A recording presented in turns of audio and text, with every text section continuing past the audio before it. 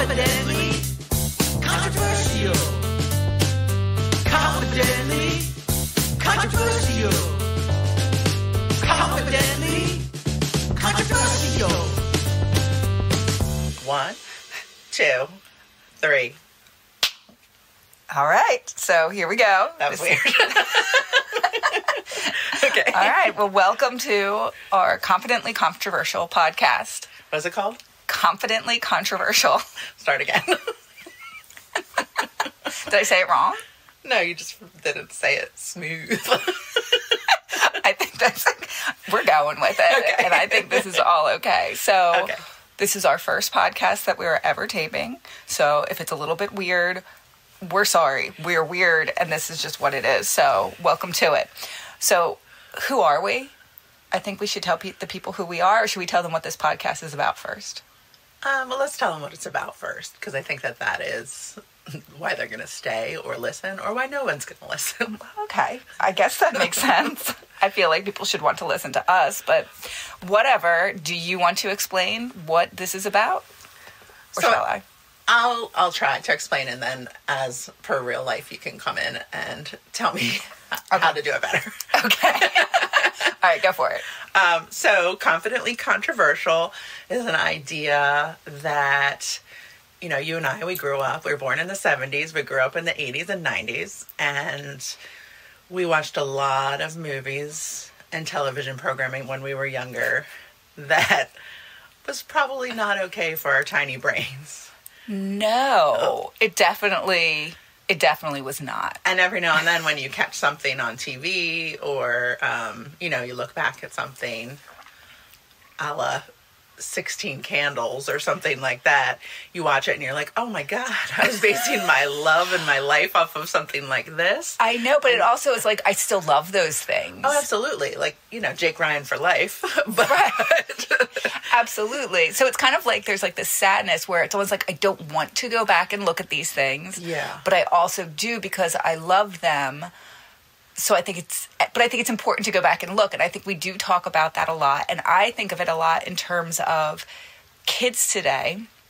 And so much thought is put into what kids are watching. I mean, I feel like when we were children, Sesame Street was maybe the only thing that people put that kind of thought and effort into. Now it's like everything, which is fantastic. I mean, a movie like Frozen and Moana, where they are just, they've really thought about how young girls are affected by these movies. So now they've created these wonderful, empowered female characters, which is great. I love those movies so much, and I'm so glad that they exist.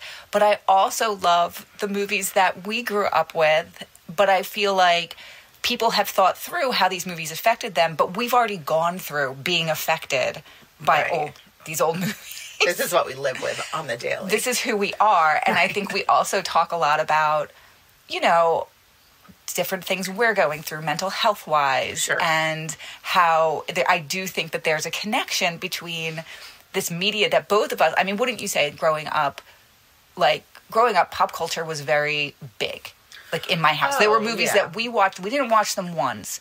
We watched them over and over and over again. Well, yes, because if you just so happen to not be of our age bracket, like you had a VHS tape, like a VCR tape that you either recorded off the TV or somehow purchased, and it was like very expensive. Oh, it seemed to be. I don't know if it actually was or if our parents just made it like out to be that it was super expensive, but But I feel like and then you had to go to Blockbuster, but I feel like that was even later too. Like that was when we were older. I feel like we had video stores. We had video stores. We had video box. Like literally, it was a box, like a little tiny house that you could go into. Yeah. And you would go, and it was a big, like I just remember it being a big deal that you would get these movies, you would have them for a few days, and you would just watch the hell out of them. Over and over and over again. And I know in my house, like we both grew up one of 3 children. Right. And I feel like with my brother and sister, we doing quotes from movies was a very big thing. Like we would go on car rides and just quote movies, and then you'd have to say what movie it was. Like it was a very big part of our lives growing up. Sure. I also think about, too, I mean, talk about experiences that shaped your life. Think about those crappy little video stores and the fact that most of them had a room in the back that was full of porn. I don't want to think about that. But like, so while you're looking for your movie, I know, or whatever, no. There's like some weird dudes in like slipping into another room. I know, but I feel like completely oblivious to that. Yeah, but it's like adjacent to you trying to watch a family film. Is this same thing happening? There were probably people who were getting both at the same time. Oh, like, 100%. Here's one for the family. Here's one for me. I'm sure that was happening. 100%. 100%.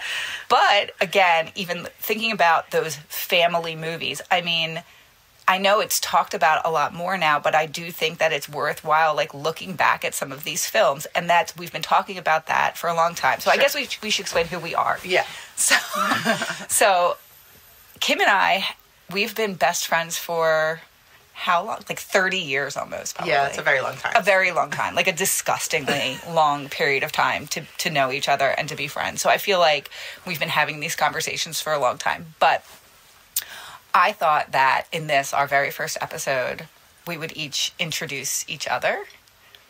Okay. Okay. You're nodding. This is a podcast, Kim. You can't. You can't do Sorry. that. You can't do that. We got to get used to that thing. Thank you. So I'm going to go ahead and introduce you first. So okay. I'm a little afraid, but okay. It's okay.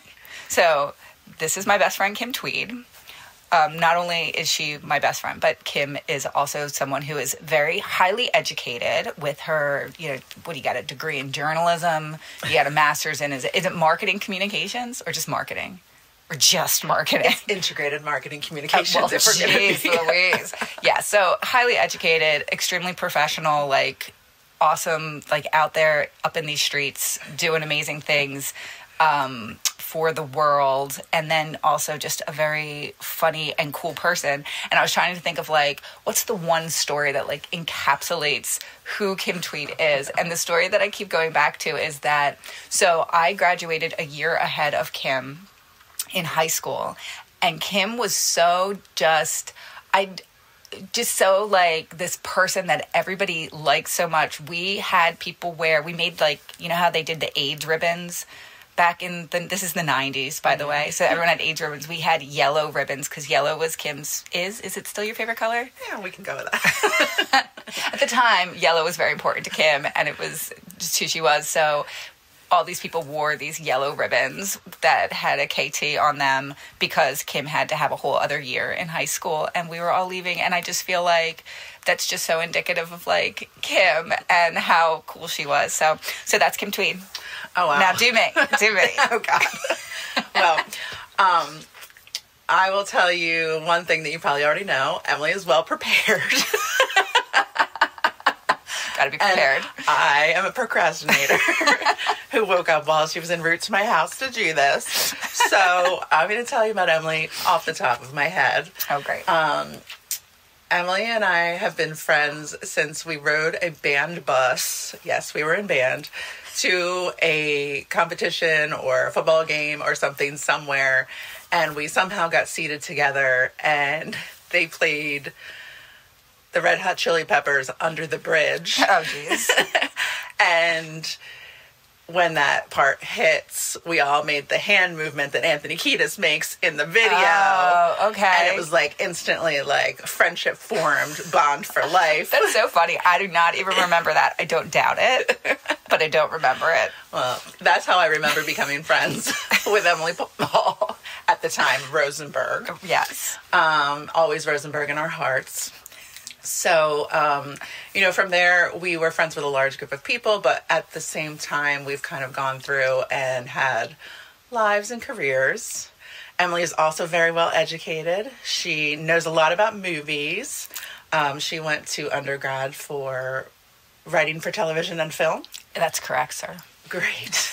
And then she also has a master's degree in marketing. No. In public relations. Something like that. Sure. She has a master's degree, and that's all that matters. That's all that matters. Because you probably I did the work. Don't be mean to the people, Kim. People are here listening. And Emily, I was fortunate enough to have Emily hire me, and we worked together for a really long time. So I've worked with Emily in a professional capacity, and I have to tell you that she is a rock star in that world. She just always is very pulled together and knows what she's doing. And she has 3 wonderful children. It's true. I don't think we're going to say their names right No, now. I don't want to. But Don't do that. They'll just be embarrassed. They will be embarrassed. And she's a runner. She's run over 10 marathons. Just 10. Just 10 marathons. Just 10. But she still runs a lot all the time. She loves Disney World. As do you. I do. Which, Yes. We both love Disney World. Okay, but we're going to try and keep that on the DL as much as possible. Okay, well, we just told everyone. Okay, great. And she's just an all-around really smart person, really great person, really funny person, and I value her friendship and her opinion so much. Okay. Enough of this. That's great. That's awesome. Okay. So, here's what we're going to do. In every episode of this show, Confidentially Controversial, which I will get better at saying, we're going to pick a movie. And then we are going to, just talk a little bit about what we remember about that movie. And then we're going to watch the movie. Now, we're not going to do that, while you guys have to listen to us watch a movie. We're going to watch it, then we're going to come back and kind of talk about it. So, this week, and every episode will kind of, I'm picking for this episode, and Kim will pick for the next episode. So are you ready to hear what our movie is for this week? I'm ready. Okay. So our movie for our very first inaugural episode is the 1987 classic Mannequin. Ooh. So, 1987, this movie was released in the theaters. I'm going to throw down some facts first because I did a little bit of research. 1987. So we were 10. We were 10. Okay. And I did go back because I thought to myself, well, I definitely did not see this in the movie theater. Did you? No. Okay. I didn't see very much in the movie theater as a kid. I don't think. Well, yeah. I don't know. There's some movies that I do remember seeing, but yeah, at a certain point. But then there was a certain point where I saw every movie in the movie theater because there was nothing else to do. Right. So we would just go to the movies all the time. But Mannequin was definitely before that. So yes, we were 10, but it went to VHS the same year. Oh. So it came out President's Day weekend 87, and then later that same year it was out on VHS, and that's when we probably saw it. So we probably were about 10. Okay. 10, 11 years old. Okay. Yes, absolutely. So I probably saw it when it came to HBO or Cinemax or whatever. So even still, it's we're going to say super young that we watched this movie. Sure. It was directed by Michael Bernard Gottlieb, which was funny because he also directed there was a sequel to this movie, which he also directed. And he also directed a movie called The Shrimp on the Barbie. Do you remember that movie? Now that might be another episode with that one because highly inappropriate, I'm sure. But when he directed it, he used, have you ever heard how some directors will use the name Alan Smithy? No. Do you know about this? I don't. Okay, so if a director wants to disown a project, they will use the name Alan Smithy. So if you're ever watching a movie and you're watching the credits and you see directed by Alan Smithy, know that it's going to be terrible. So he did that for Mannequin? He did that for he didn't do it for Mannequin. He did it for The Shrimp on the Barbie. Okay, that makes more sense. Which does make more sense. Mannequin is a masterpiece. Mannequin stars the fantastic Kim Cattrall. Oh, yeah. From Sex and the City fame. Mm-hmm. Andrew McCarthy from 80s Brat Pack. Was he Brat Pack? Yes, he was. He was Brat Pack. Mm-hmm. And if you're listening and you don't know what the Brat Pack is, it was this group of 20-something aged people Robert Lowe. Right. Robert Downey Jr. Demi Moore. Yeah. All these people who were in all these movies at the time. Very famous. Very hot and chic and awesome. Andrew McCarthy was inexplicably one of these people. He's hot and chic and wonderful. Okay. Maybe. We'll talk about it. How dare you. And then Mishash Taylor. Oh, Designing Women. Who passed away in 2014. No. I know. This was the saddest thing of my fact-finding, that he is now passed away. I know. So, yeah, colorectal cancer. It'll get you every time. Yes. Get a colonoscopy, people. Get a colonoscopy. Get those fit tests. Stay on top of that because it took Mishash Taylor, who is amazing, and I was very sad to hear that. So, some more facts before we jump into this thing. This movie debuted at number 3 in the box office behind Platoon, Okay. which you remember, and Outrageous Fortune, which I don't remember. Do you? No. Okay, I don't know what that is either. We'll find out. Okay. Okay, it grossed $6 million, and it opened President's Day weekend. So it surpassed. There was another opener that weekend that it beat, which was the movie Over the Top with Sylvester Stallone. Oh, that's the one about arm wrestling. Arm wrestling. Yes. Oh my a whole movie about arm wrestling. We may have to get into that one later because it too is a classic. The final thing is that as I was reading through, things about this movie, and I didn't want to read too much because I have not seen this movie in a very, very long time. So it's almost like I didn't want to be reminded of too much of it before I watched it. But the one thing was it had a song in it that was nominated for an Academy Award, Golden Globe, and a Grammy. I don't think it won any of those. But I'm thinking to myself, what is this song? And then this morning, it popped into my head, and now it has not gotten out of my head ever since. Do you remember the song? It's Jefferson Starship. It's Jefferson Starship. And I cannot stop singing the song in my head. Yeah, and I feel like I have all the wrong words in my head. Yes. Let's see, we're crazy. Exactly. And I was actually thinking to myself, well, how much of that song could we actually sing on this podcast and not get in trouble? Yeah, so look it up. But it was the song that was so big. But it took me a few before I could remember. I'm like, what was the song from Mannequin that was so freaking famous and awesome? Oh my gosh. But maybe, was that the resurgence of Jefferson Starship? Yeah, that was when they did the Built This City song. And another terrible one. Oh my God. Another major song that was out there. So, Kim, when I say Mannequin to you, what are give me some top 5 things that you remember or associate with this movie. Okay.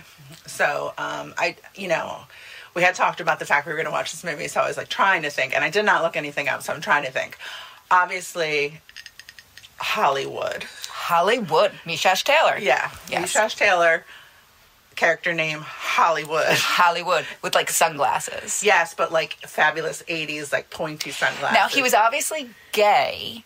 He was a gay character. Yes. If I think of it. Yes. But I don't think that registered for me at that age, what that meant to be gay. And I definitely think it was more a joke than it was a serious kind of thing, because it was him being oh, you're naked kind of thing or whatever. I don't know. I'm interested to see that part of it because again, I think in my mind as a 10, 11-year-old, right. I was certainly more that guy's just so silly. Right. He's so crazy and funny. He was the comedic element of it. I just remembered something else. Okay, so Andrew McCarthy. So it's about a Bloomingdale's or a department store, yes. a John Wanamaker's or a fancy department store that is owned by Estelle Getty. Right? Okay, you're saying that to me from the Golden Girls. I'm who's Estelle Getty? I believe that it's Sophia from the Golden Girls who owns the store. Oh, we're gonna find out. And also, okay, I believe there's a security guard in it that is from Police Academy. Police Academy, yes. I thought about that as well. That guy's name. Now, but when you think about this movie, when I think about it, I definitely loved it. It was definitely a movie that I remember watching over and over again with my brother and sister. Yes. Definitely. Mm-hmm. I don't remember, but then I think about when I think about it, there was a part where they were doing these amazing windows in a department store, and I feel I loved that aspect of it, that there was this creativity of these amazing windows, and what were the windows going to be, and it was just that part really resonated with me. I don't recall maybe a little crushing on Andrew McCarthy, but I don't remember being super crushing on Andrew McCarthy watching this movie. I remember thinking that the Kim Cattrall character was very cool, and I liked her outfits. And also for everybody that has never seen this, the Kim Cattrall character is a mannequin. Yes, who turns into life. And here's another fun fact: not the only show when we were kids that featured a mannequin coming to life. Today's special. Right. Also a big one where it was a male mannequin who would come to life at night in a department store. When he took off his hat, right? Yes, he had a magical cap that if you took the magical cap off. Why was this a thing in the 80s? I have no idea, but it really, like, I mean, everybody should be really freaked out about how we grew up because... Does someone want to have sex with a mannequin? Like, why? Well, in this movie they do, right? Well, I mean, I think there's some sort of, Yeah. implied sex for sure. Right. Yeah, because they think he's really sick. Because, like, the Andrew McCarthy character, Right. in my recollection, it's like, well, he's sick. He's a pervert. He's a pervert who's snuggling a mannequin because they keep catching him with the mannequin once it's a mannequin again. Yes. And when when he sees it, it's like she's a real girl. She's Kim Cattrall. But when the rest of the world sees him with this mannequin, it's a mannequin. Right. I mean, none of the other mannequins come to life, do they? None of the other ones do. And there's just that one. something with her where she's from, like, Egypt. Isn't that a thing?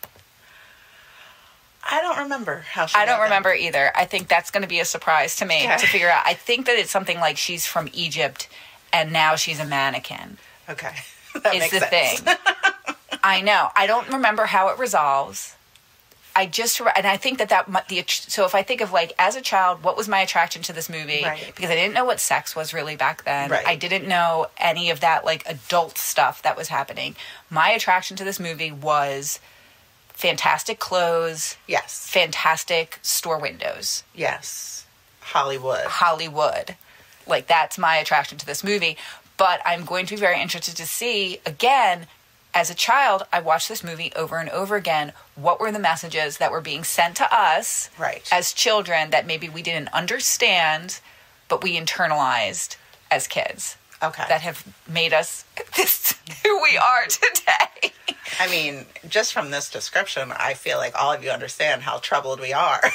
I'm troubled just thinking back. I mean, it's crazy because, again, I have 3 kids who are, like, my daughter is currently probably the age that we were when we watched this movie. And I don't think there's anything that she's watching now that would be like this. no. Well, I don't, yeah. I don't think parents would let their kids watch something like this. This is very, like, did you find out, is it rated PG-13? Oh, I didn't find out that fact, but we'll find that out while we watch it. Because I'd be interested to know, like, who the audience was. It was probably PG-13. No, I don't think that very many things were PG-13. You have to remember, PG-13 only became a thing because of Indiana Jones and the Temple of Doom. Okay. Because Indiana Jones and the Temple of Doom is a PG movie. Okay. That's another one. Traumatic as heck. I think you can curse if you want to. Okay, I don't know. We can decide today. We'll decide today. I don't know. But yeah, so I think let's watch the movie. So let's go. Okay. We're going to go watch the movie. Yes. And I think we're probably going to have a lot to say after we talk. I'm a little bit, and it's funny, like, I am a little bit apprehensive about watching it. I'm excited to watch it because it has been a very long time. Yes. I'm apprehensive to watch it because I feel like it does hold this place in my brain of, I loved this movie so much and it was so great, and I feel like I'm going to watch it now and I'm going to be very sad. I don't think it'll be sad. I think it'll just be like, whoa. And I mean, whoa. This makes so much sense to me as to why I am the way I am. I think this is going to be one of those movies that you're just like, oh, Right. Yeah. Hatred, bigotry, sexism. Well, I'm not those things. No, not you. Neither. But I feel like it's going to be chock full of those things, and you're just going to be like, oh my God, this was just normal. Right. Yes, absolutely. And I think just before we go watch the movie, I just want to talk one more second about the title of this podcast being Confidently Controversial, because I think that one of the things that if you listen to the show, you're going to understand is that confidence is also something that Kim and I talk about a lot as best friends, because I think that as many degrees we have between us and as many wonderful things both of us have done in our lives and careers, I think that confidence is something that both of us certainly struggle with. Sure. So, but the confident, and I also think that probably some of this we're going to discover might be related to some of this media that we took in as young people. Like, we talk about that a lot. Like, why do we feel the way that we do as, you know, why did we feel the way we did when we were at that age where we were selecting careers to have for our lives? Why did we feel like we couldn't do some of these other things? I feel like there might be something to the media that we are watching. Yeah, absolutely. I have to definitely agree with that. And I just think like decisions we've made about, you know, earlier boyfriends, just body image. There's just so many things that were wrapped up in these movies that were just so confident in their portrayal of what grown-up life was like and what how people lived and how things were supposed to be. And I think that, you know, just a glimpse of some of them that we've seen is just like, oh, well, it was all for white men. Confident for white men to go forth and be great. And they just didn't even care. Like, they were just like, this is the thing. Because like you said before, so much thought goes in now to like, oh, women are impacted by these things that they see. So let's have some strong female characters. Let's have some characters like let's have some plot lines where it's women and women dealing with each other. Like, they've thought through all of these things. And diverse characters and all kinds of other stuff because they realize that it impacted people. But we can't go back in time, and you and I can't go back in time and watch these things. We've already been impacted. So let's go watch Mannequin. Yay. And we will be back after we've done that. Confidently controversial.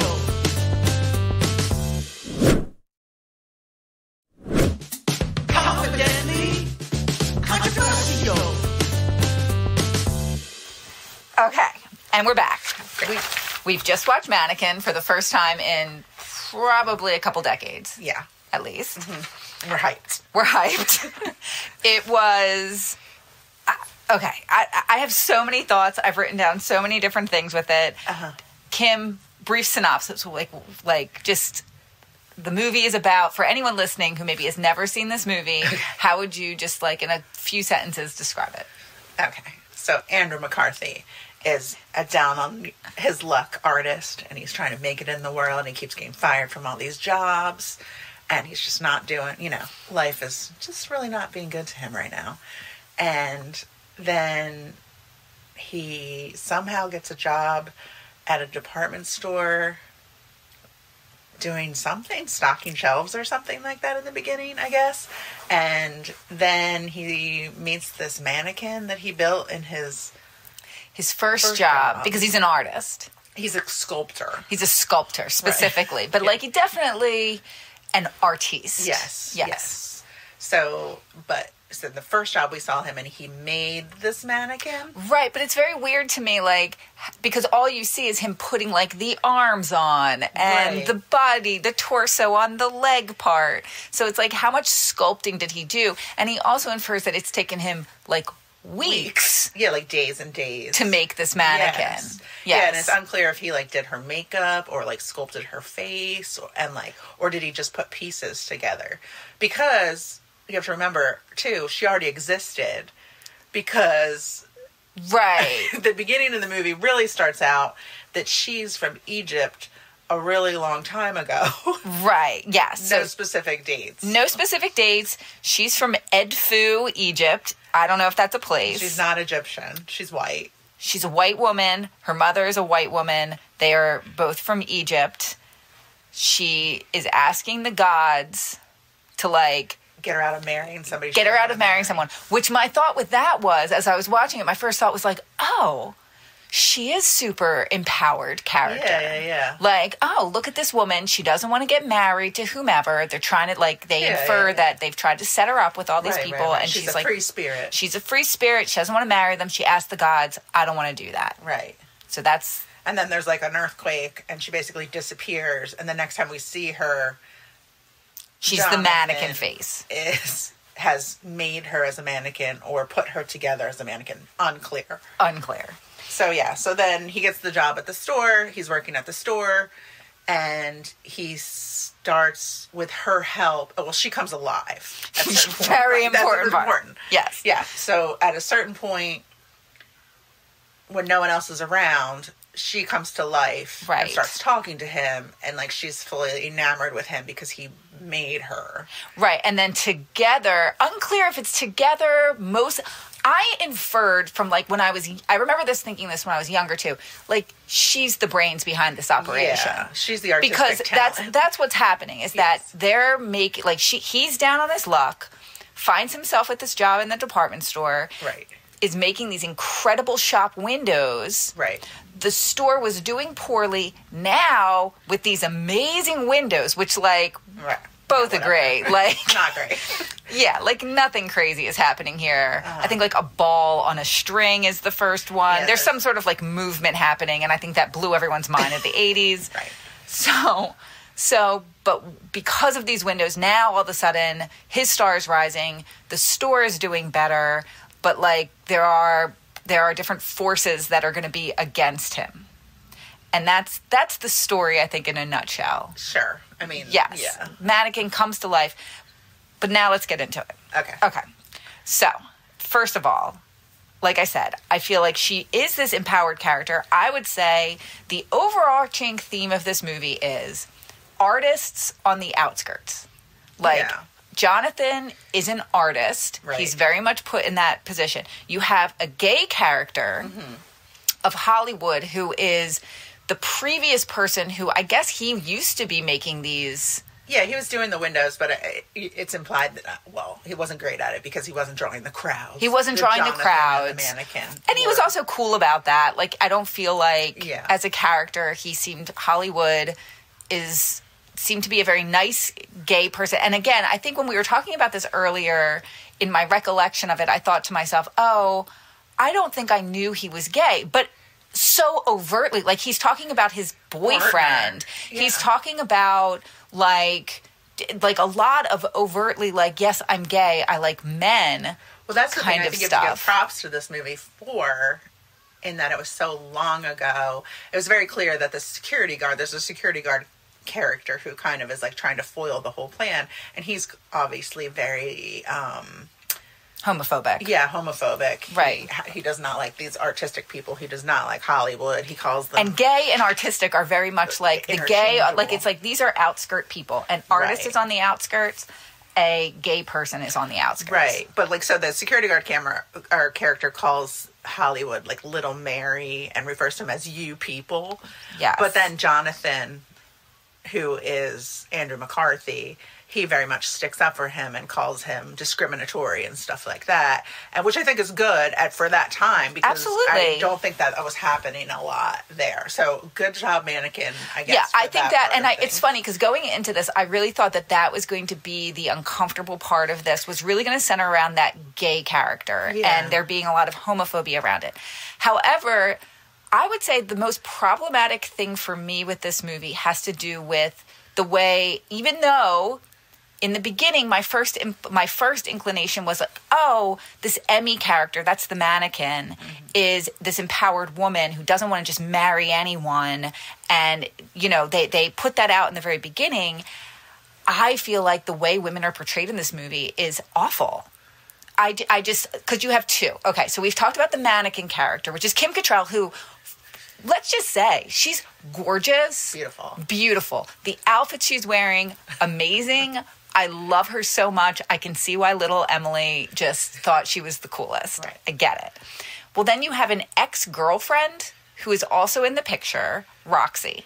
Yes. Let's talk about Roxy. I am fully, like, Team Roxy. Like, this movie did her wrong. Yes. I think that she was portrayed as a villainous character, and, like, because she was trying to get her boyfriend, Jonathan, to have like a real job. And she was very much like, hey, you've been fired for, like, I mean, just in the beginning of the show, what they show you in the montage, he's lost like 4 jobs. Yes. So she's like, you need help. Right. You keep losing all these jobs. I'm here but I support you, but I can't be with you. I'm also like this, I have my own career. I'm a very powerful, high up career woman at this other store, Illustra, the evil Illustra. Is fashionable and stylish, and she's got her shit together, and she is fully, like, strong female lead energy, yet she's treated terribly. She's treated terribly. Okay, so let's just talk about Roxy for a second. So she's implied to be a higher up person at this competing store, Illustra, and she's fully being sexually harassed. Yes. Like, fully being sexually harassed by, like, this person who works with her who is just, like, trying to have sex with her and is just textbook sexual harassment in the workplace. Yes. And she's just like, oh my gosh, this is so annoying that you're doing this. Like, obviously she doesn't like it that this man is sexually harassing her. Right. But she also hangs out with him throughout the movie. Like, they're put together like partners in crime. Like, they're both so bad. Right. But what he's doing is ultimately worse than what she is doing. Yeah. He's like that Lech character, like very like suggestive and like touchy and just very Well, he's trying to have sex with her. Like, he keeps telling her, like, oh, like, let's go have sex. And she's just like, no. Right. You know, like, ugh, you're terrible. I also think, so if you take these two main female characters, you have Roxy on one side. When you see Roxy, it's like her hair is always very tightly done up. Yes. She's wearing these outfits that are very big and very 80s, but big, but like hiding her femininity in a lot of ways. Yes. So I feel like she is this modern woman. Modern women are trying to have these jobs. Their femininity is stripped away. They are just, you know, awful. At one point, she ends up having sex with the person who is sexually harassing her or agreeing to have sex with him because she's so frustrated and he's finally worn her down and he can't get an erection. Right. And he says it's because of her because she's so cold. Yes.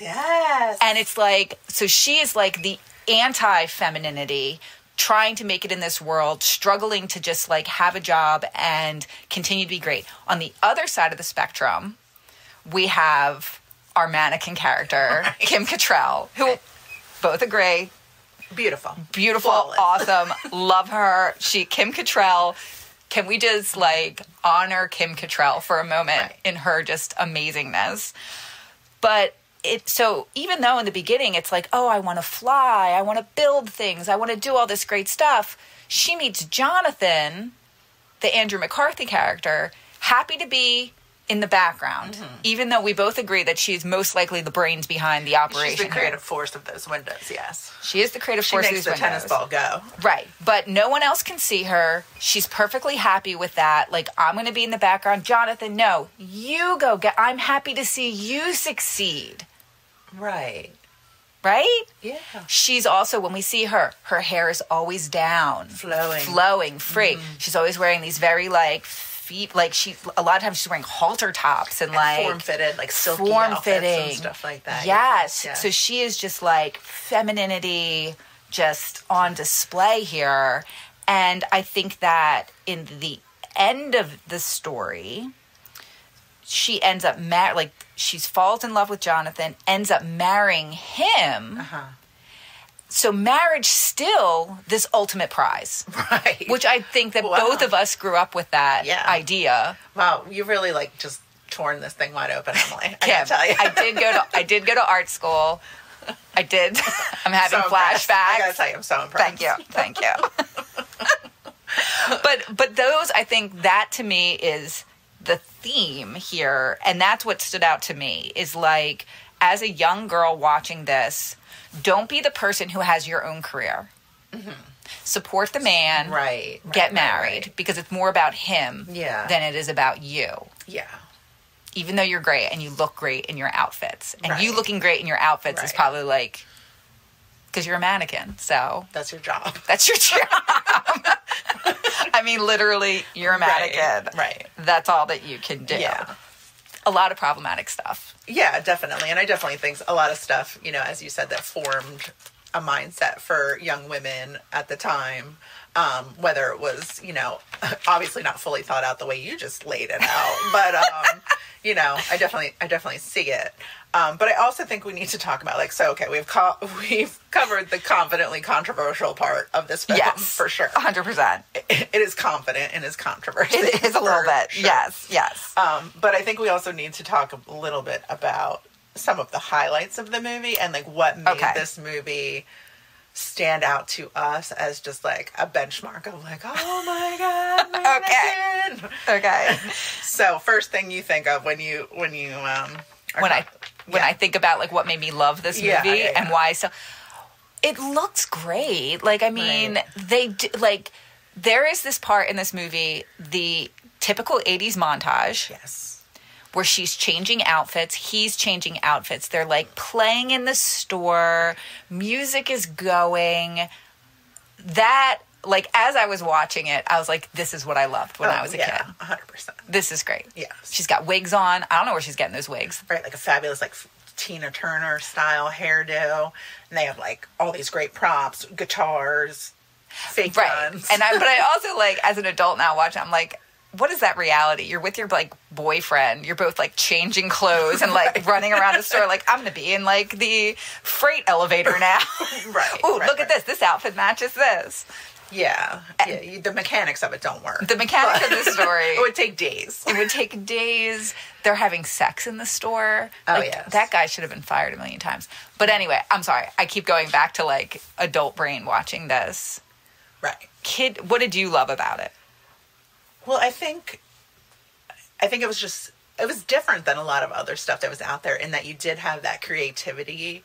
Because I feel like 80s was very much like Wall Street, like Power Suit, like that kind of thing. So I feel like this did really show that creative side of life and like, oh, I can relate to that because I'm not Wall Street. I'm more this window designer person. Yes, they do really raise up the artist as being something that you should aspire to be, something that, yes, it's on the outskirts of society, but it is a prize that creativity is a good thing. Yes. And I liked that part of it. The thing, though, a message in there, though, that I feel like is something that we have talked a lot about as adults, almost seeing as, I see how it's good in the context of this movie, but I also see how it has become maybe not a great message in society, which is that, like, I need to find the place where I belong. I can't work in all of these jobs because I am truly an artist within and I can't fit into this thing. I have to find this place where I ultimately belong, which I think is good.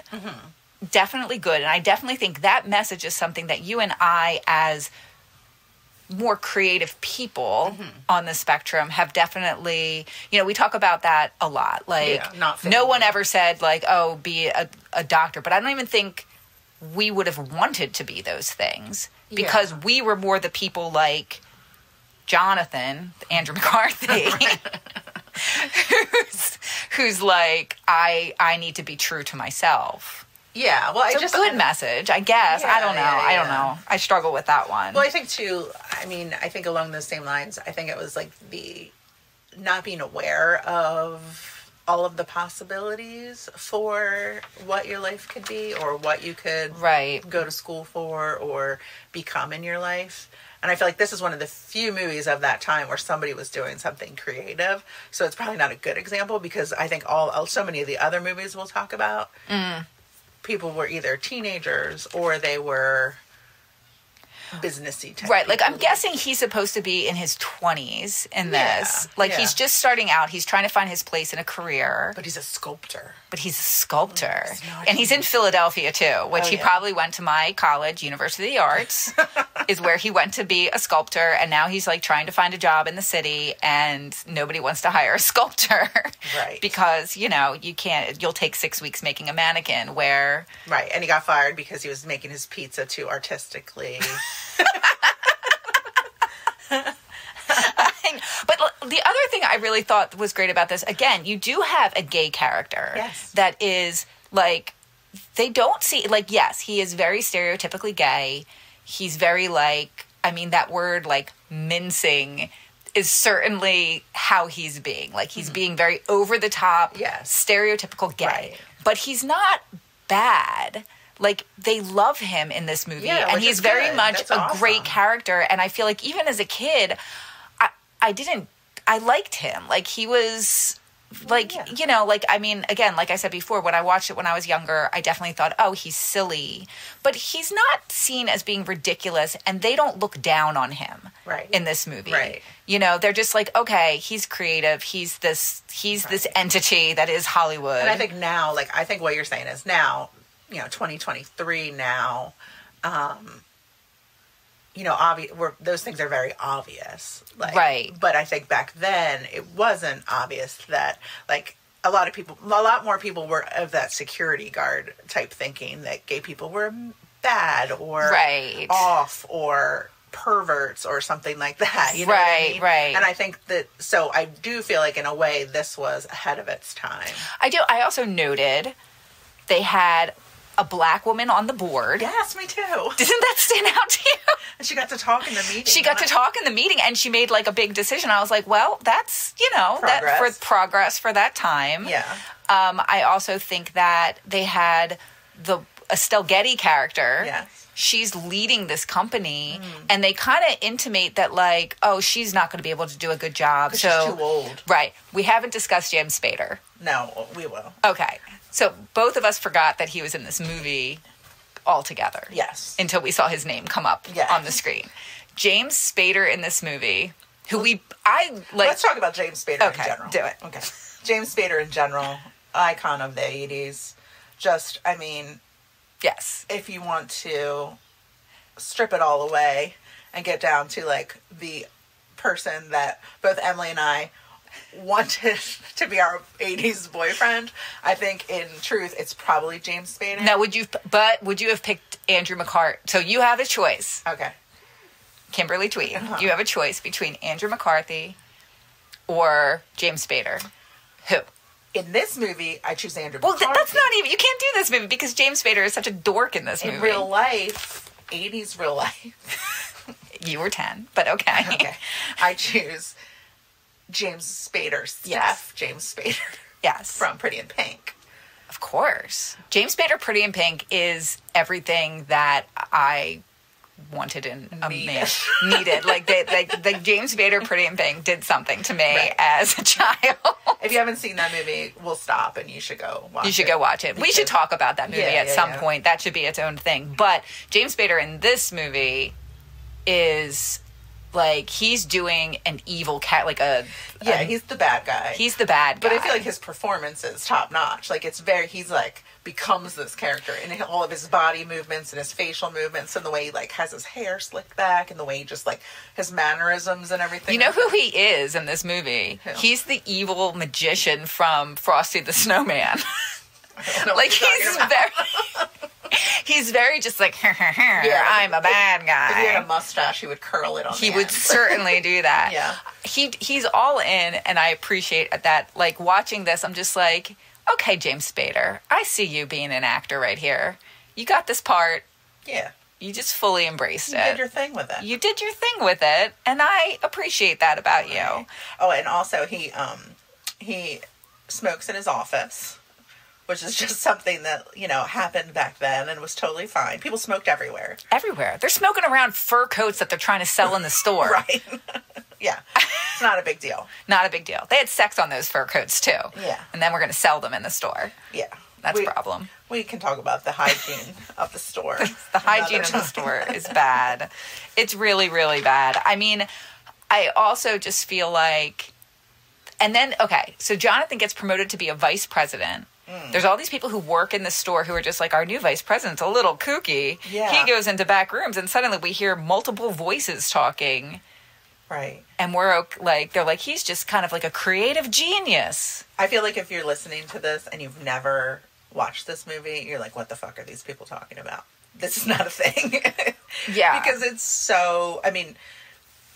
Yeah, he definitely goes into back rooms with this mannequin and carries her around with him all the time. She rides on the back of his motorcycle, but she's like not a person. She's a mannequin. But her face changes too, which I find very weird because mannequins don't work like that. Right. Yeah, her body is always in different positions and stuff. But I guess we probably should, yes, really crazy concept. Yeah. That was a really popular movie. Very. And they made a second one. I don't think I saw the second one. Did you? I don't remember the second one. Yeah, I don't think I saw it at all. It came out in 1990. Yeah. So I feel like I don't remember ever watching that one. But again, I think, the other news. I'm sorry. I was obsessed with like Roxy throughout this whole thing.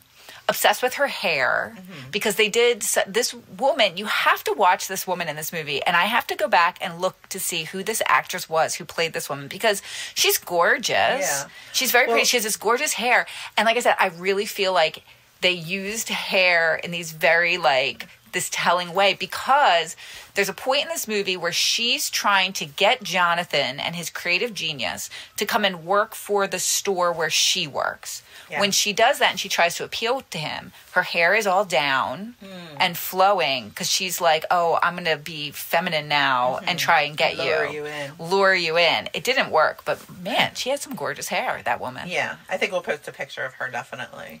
Yes, we have to post it. We have to post a picture of her. I think you also have to post a picture of any like when the mannequin is doing these like weird things and he takes the mannequin on a motorcycle through Philadelphia. Yeah. And it's just a mannequin. Like that's what other people see is a mannequin riding on the back but holding on to him. Right. Can you imagine if you saw that in real life? I mean, no, I guess I can't. I mean, I just feel like it would be, yeah, I don't know. Yes. So, like, I know we're kind of all over the place, but it is an all over the place kind of a movie. I also think that the whole thing with, like, I was talking about, like, Hollywood, the other thing I noticed was that, like, it's funny because even though in this movie, it's okay for him to be gay, awesomeness. Yes. Not okay for him to be a little fat. Remember he talks about in the beginning how it's like, or Albert or whoever his partner is, Albert doesn't like me because I have heavy thighs and I need to get liposuction to get rid of it. That's too, because I think that a big theme in a lot of 80s movies was plastic surgery and like liposuction, and obviously, you know, you couldn't be, it was all about being very, very skinny. Oh, yes. And so I think we see that a lot. And I also wrote down, I think that a thing that comes up in a lot of 80s movies is people have toupees. Yes! Because they did have a lot of toupees in this movie, and it gets pulled off, and it's like always like a thing used in comedy. Right. If someone has a toupee. Did people have a lot of toupees in the 80s? Or something happens and exposes the fact that they're bald. And that's like a thing. And that's terrible too. A funny thing. Right. Shaming. There's certainly a lot of like shaming people for the way they look. And as much as like there is, I will say, okay, if we're going to like rate this movie on a scale of, oh my gosh, this was so detrimental to our little young brains watching this, or this was very positive. I actually think it definitely skews more on a positive side. Yeah, it's not that bad. It's not that bad. I think it has really good messages in terms of like, again, the things they're saying. It's a fucking mannequin if you want. It's totally fine. Do it. If you're an artist, right? You're an artistic genius. Right. Do what you need to do to get that those creative juices flowing. Sure. I think on its face, the way that the Kim Cattrall character is supposed to be as the mannequin, it's a good message. I think that subliminally, it's definitely sending a message of like, okay, no, don't be the Roxy character who's being for yourself and having to like navigate what is very clearly an awful business world. Right. But she's navigating it because it's like, having a job's important, and she's establishing this career for herself. Yeah. So she's, and again, at one point, like the big boss she should just guy, Oh, yeah, go ahead. Yeah, at the one point, the big boss guy, BJ. Let's not even get into that name. She does something, and he shows his approval by, like, kissing his hand and then touching it to her nose. Or something like that. And he calls them children. He calls, like, his executive team... my children. Like, it's very weird. But so I also think there's a definitely, like, power thing with him and Roxy, too. Like, he's definitely harassing her a little bit as well. Like, definitely, like, being... Oh, yeah. Well, it's personally, like, I feel like that's the thing. It's like and maybe that's the thing. She's not being true to herself she's subjecting herself to this culture where obviously she is... put down a lot, but I also think that she is very much made out to be a bad person. Yes, for sure. In this movie. Yeah, she's on the bad side. She's on the bad side, but I think she's a victim. Yeah. In a lot of ways. So Roxy forever. Sure. I love her. Team Roxy, 150%. I have to talk about Andrew McCarthy for just 1 second because I feel like Andrew McCarthy, I after watching this, I still am like, I don't get, like, I can see how maybe as a younger person, I thought he was cute.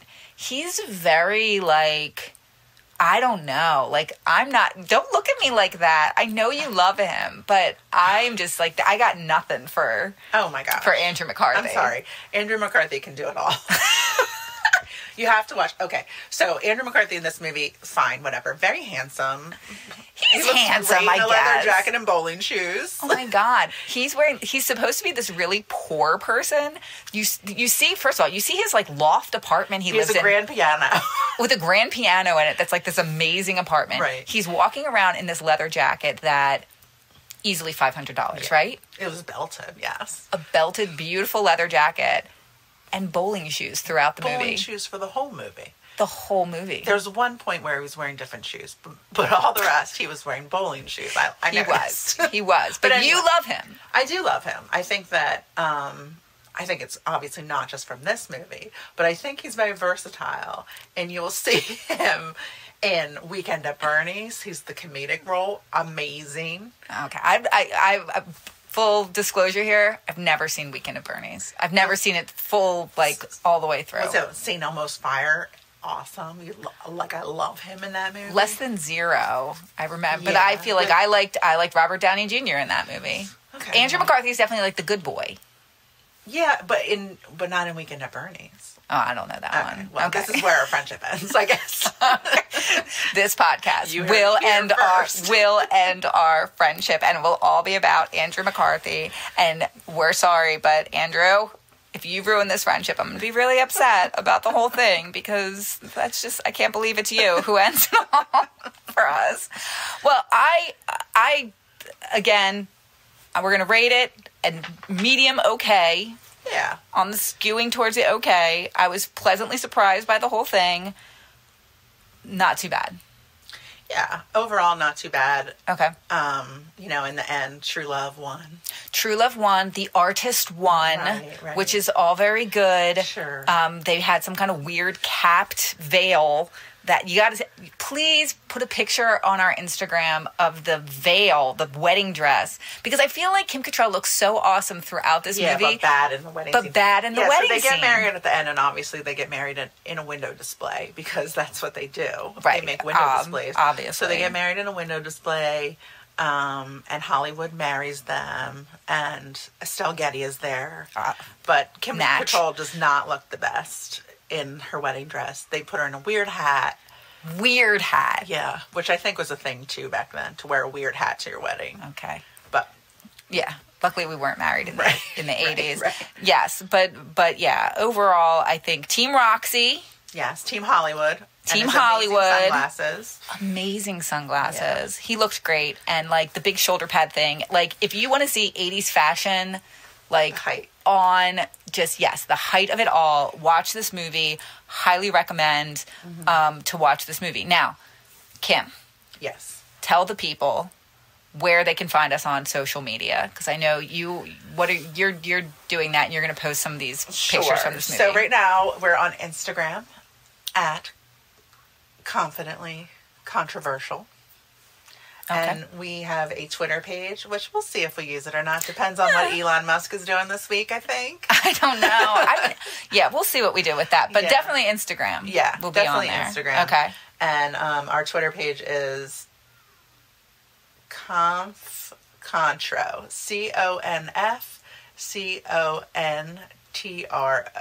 But that's Twitter. On That's social, Twitter. on Instagram, it's just Confidently Controversial. Yes, that's correct. Okay. And we talked about, so we're going to start to we're going to follow, should we follow multiple people from this movie? Because I feel like I want to follow Kim Cattrall. Yeah. I want to find this actress who played Roxy, because she's awesome. Let's find out what she's up to. Andrew McCarthy, although we were a little sad to see his latest picture on his Instagram. Andrew, we love you. No sandals. No please. sandals. No, don't wear flip-flops Right. in your Instagram pictures. Right. But other than that, I think he's aged well. Yeah, he looks good. He looks good. He's aged way better than James Spader. So No, okay. More on if you like James Spader, please come back for more James Spader related content, because we're gonna have plenty of it. And so we're coming to the end of this, our first episode, which I think it's pretty good. Yeah. I mean, I don't know. It sounds pretty good to me.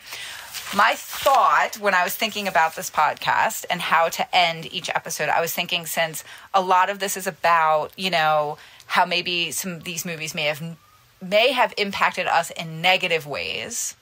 And we spoke earlier about the confidence thing. I thought, well, why not end each episode with some sort of like quote, like that would inspire confidence? Is that lame? I mean, say the quote and we'll find out.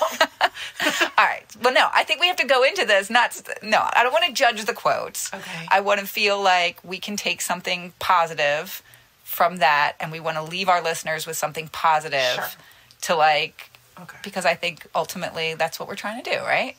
Yeah. And you don't want the last thing they remember is me saying James Spader looks like shit. Yes. No, I don't want that to be the last thing, because I don't know. I Googled him and I don't think he looks that bad, but more on that later. Okay. All right, so here's my your quote. Here's my confidence quote. This is from a Miss Eleanor Roosevelt, who said, "No one can make you feel inferior without your consent." Yeah. James Spader, keep that in mind. What I say about you. Stop with James Spader. All right, Kim, go forth and be confident, but not too controversial. I'll do my best. Okay. Confidently.